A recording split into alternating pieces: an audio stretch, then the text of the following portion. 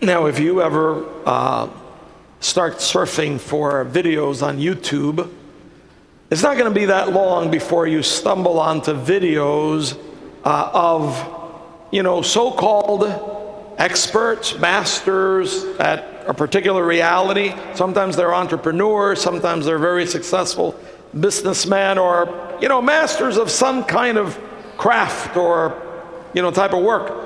And, usually these videos in which these experts, right, are talking they're talking to the general public about getting new perspectives, being able to see things that, of course, they can see that will help them to be successful, very successful people. They come to open our minds so that we can see what escapes us, and they can very easily see and know is foolproof, fail-proof, right?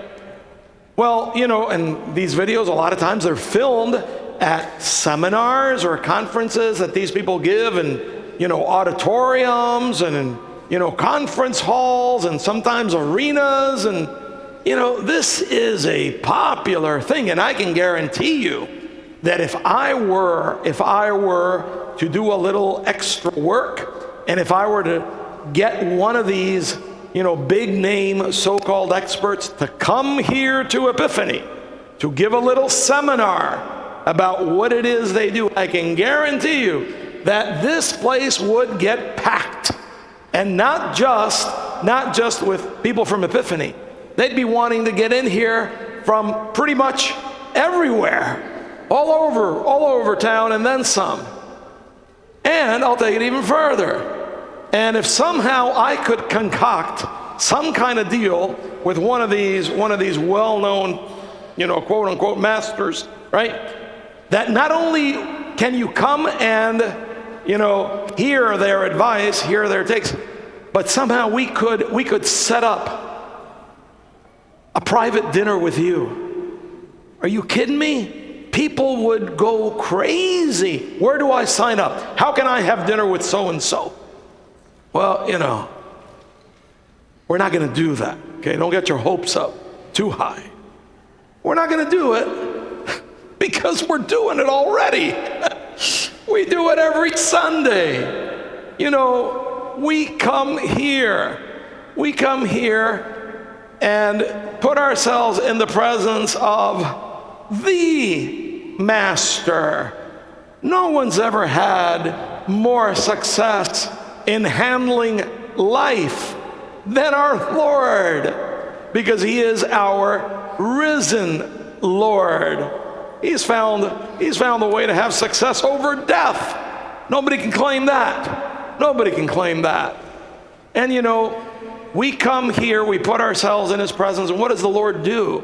The Lord does to us a little bit of the same of what these people try to do. The Lord comes to open up our minds, to help us understand ourselves, help us understand him, help us understand life, so that we can live it all the better.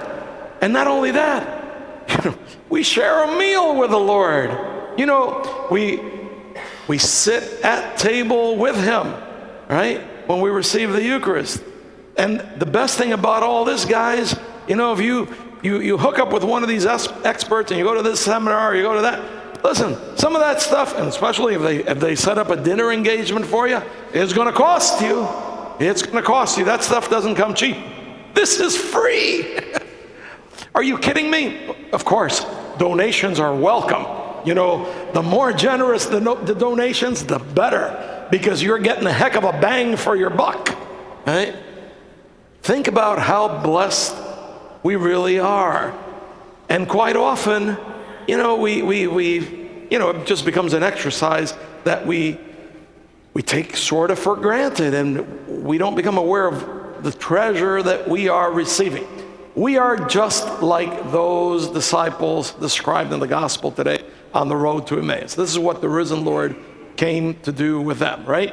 He wanted to open up the scriptures, opened up their perspectives about life, and then, of course, and it took the breaking of the bread for them to recognize him. Why? Well, by the way, one of the interesting things about the risen Lord in any of those post-resurrection apparitions, you notice nobody can recognize him. You say, why? Well, why are you playing so hard to get? No, it's because there's so much more. There's so much more to the Lord than we can begin to grasp. There's so much more to life, to ourselves, than we can begin to grasp. But the Lord gets us there little by little. And that recognition comes, of course, because they, like us, are people of the senses. We integrate reality through our senses. We need, and that's why Jesus left us the Eucharist, right? We palpably, we can touch him, we can receive him, we can see him. You've heard that old adage, right? Out of sight, out of mind. That's why it's so important. I'm preaching to the choir here because you're here every Sunday, right? So important to do this consistently, because if not, we just lose sight of him. We lose sight of ourselves. We lose sight of reality. We had a glorious morning. We had 2 very, very nice first communions, right? With some of our second graders from our school. And of course, I reminded the kids, right, that it was important. I see a few of them. There's quite a few of them sitting here today. That it's important that they make their second communion and their fourth and their fifth and their 25th and their 6,958th along the way, right? Why? Because out of sight, out of mind.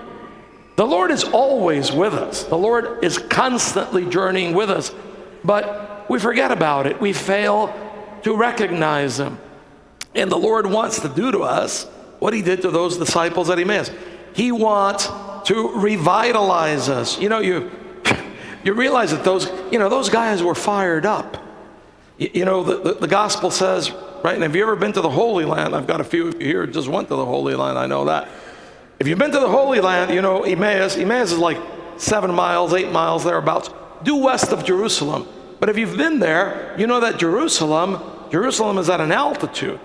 That's why the scriptures say he went up to Jerusalem, where he came down from Jerusalem, because you literally have to do that. Well, just think about that.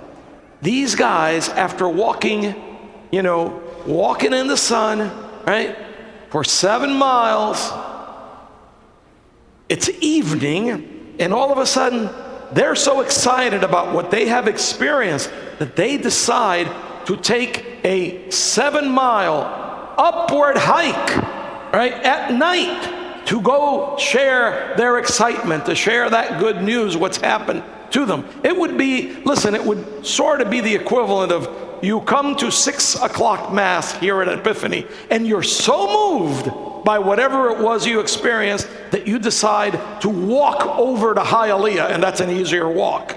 Maybe a more dangerous walk, but it's an easier walk, right, because it's flat. Same thing. This is the kind of vitality the Lord wants to put into our lives. And it's always available to us. Freely available to us. So as we continue, journeying through this Easter season, let's thank the Lord for this great gift, and let's all the more ask him to help us open up our eyes, open up our minds, open up our hearts, so that we can open up our lives and live in the joy and the vitality of encountering the risen Lord.